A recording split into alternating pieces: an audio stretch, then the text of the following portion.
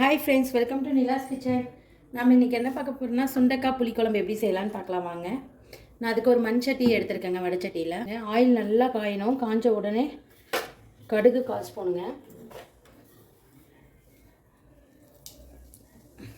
கடுகு நல்லா பொரியுது. இந்த ஸ்டேஜில் ஒரு 10 வெந்தயம் போட்டுக்கிறேன். நிறைய போட வேணாம். பாருங்கள், கடுகு வெந்தயம் நல்லா வெடிச்சிருச்சு. இந்தளவுக்கு நல்லா வெடிச்சிடணுங்க எல்லாமே. அப்போ தான் நமக்கு டேஸ்ட் கொடுக்கும். வெடிக்காமல் போட்டிங்கன்னா கசக்கு எப்போவுமே கடுகு. நல்லா வெடிச்சதுக்கப்புறம் நான் சின்ன வெங்காயம் ஒரு 5 சின்ன வெங்காயம், பூண்டு 2 கட்டி எடுத்து வச்சுருக்கேன். அப்படியே கொஞ்சம் முழுசாக போட்டுக்கிறேன். இது நல்லா வதங்கணும். நமக்கு இருக்கிறதுக்குள்ளே நான் ஒரு 10 சின்ன வெங்காயமும் ஒரு 3 தக்காளியும் பேஸ்ட் அரைச்சி எடுத்துக்கிட்டேங்க. பாருங்கள், ஆனியன் வதங்கிட்டு இருக்கும்போதே கருவேப்பிலை ஒரு இனங்க போட்டுக்கிறேன். நல்லா டீப்பாக இது 2 ஃப்ரை ஆகட்டும். ஆனியன் இந்த அளவுக்கு நல்லா வதங்கிட்டு இருக்கும்போதே நான் மஞ்சத்தூள் ஒரு 5 டீஸ்பூனில் 1/4 ஸ்பூன் போட்டுக்கிறேங்க. வதக்கலாம். இதில் கொஞ்சம் நல்லா வதங்கிட்டுங்க. ஆனியன் பூண்டு 70% வதங்கிடுச்சு. இப்போ நான் எடுத்து வச்சுருக்க தக்காளி சின்ன வெங்காயம் அரைச்சிடலைங்க, அதை ஊற்றிக்கலாம். அதுவும் இதோட வதங்கட்டுங்க. நல்லா எல்லாம் ஆயில் பிரிஞ்சு நல்லா வரணும் நமக்கு. அதையும் போட்டு நல்லா வதக்கலாங்க. இந்தளவுக்கு நல்லா வதங்கட்டும். அந்த பேஸ்ட் போட்டதில் இப்படி ஆயில் நல்லா பிரிஞ்சு வரணும்.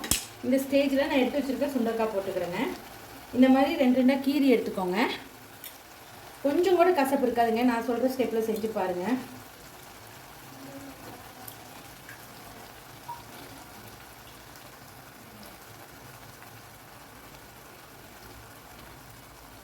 போட்டுங்க.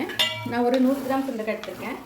நல்லா இந்த ஆயிலே வதக்கி விட்டுக்கலாம். ஒரு 5 நிமிஷம் நல்லா வதங்கட்டுங்க. அப்புறம் நம்ம மசாலா பொடி ஆட் பண்ணிக்கலாம். நல்லா அந்த ஆயிலே நல்லா வதங்கிடுச்சு சுண்டைக்காய். அதோட கசப்பு தன்மை எல்லாம் போயிடுங்க இந்த ஆயிலில் வதங்கியில். இப்போது இதே ஸ்டேஜில் வரமிளகாத்தூள் வீட்டிலே அரைச்சது 1/4 ஸ்பூன் தான் போடுறேங்க. ஏன்னா என்னோடய குழம்புத்தூளில் கொஞ்சம் காரம் கம்மியாக இருக்கிறதுனால நான் அது 1/4 ஸ்பூன் போடுறேன். குழம்புத்தூள் ஒரு 3 டேபிள் ஸ்பூன் அளவு நான் போட்டிருக்கேங்க. அவ்வளோதான், வேறு எந்த மசாலாவும் நான் ஆட் பண்ண போகிறதில்ல. இந்த ஆயிலே நல்லா வதக்கலாம். இந்த மாதிரி இந்த ஆயிலே ஒரு 2 நிமிஷம் நல்லா வதக்கி விட்டுக்கோங்க.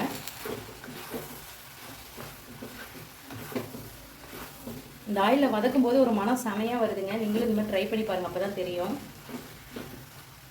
பாருங்கள், இப்போது இது வதங்கிட்டு இருக்கட்டும். நம்ம அந்த மிக்ஸி ஜாரை வாஷ் பண்ணோம்லங்க, அந்த தண்ணி 1 டம்ளர் அளவு நான் ஊற்றிக்கிறேன். இது ஒரு கொதி நல்லா வரணும். பச்சை வாசம் போகணும். மசாலாவோட பச்சை வாசம் போகிற அளவுக்கு நல்லா கொதிக்கட்டுங்க. அப்புறமா நம்ம புளி ஊற்றிக்கலாம். இப்பயே ஊற்றிட்டா நமக்கு அந்த சுண்டைக்காய் வேகாது. இந்த ஸ்டேஜ்லேயே நான் ஒரு 3 பச்சை மிளகாயை போட்டுக்கிறேங்க. வேகட்டும். அதோட ஃப்ளேவர் நல்லாயிருக்கும், அதுக்காக போட்டிருக்கேன்.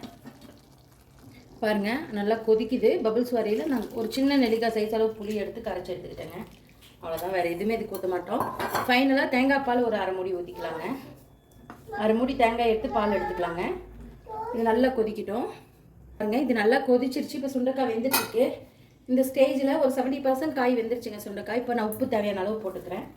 நான் கல் உப்பு போடுறேன். உங்களுக்கு எது கன்வீனியன்ட்டோ அதை போட்டுக்கோங்க.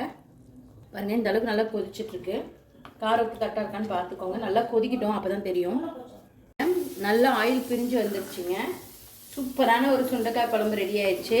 இந்த வீடியோ பிடிச்சிருக்குன்னு நினைக்கிறேன். பிடிச்சிருந்தா லைக் பண்ணுங்கள், ஷேர் பண்ணுங்கள், மறக்காமல் சப்ஸ்கிரைப் பண்ணுங்கள். மறக்காமல் என்னோடய இன்ஸ்டாகிராம் பேஜை ஃபாலோ பண்ணிக்கோங்க.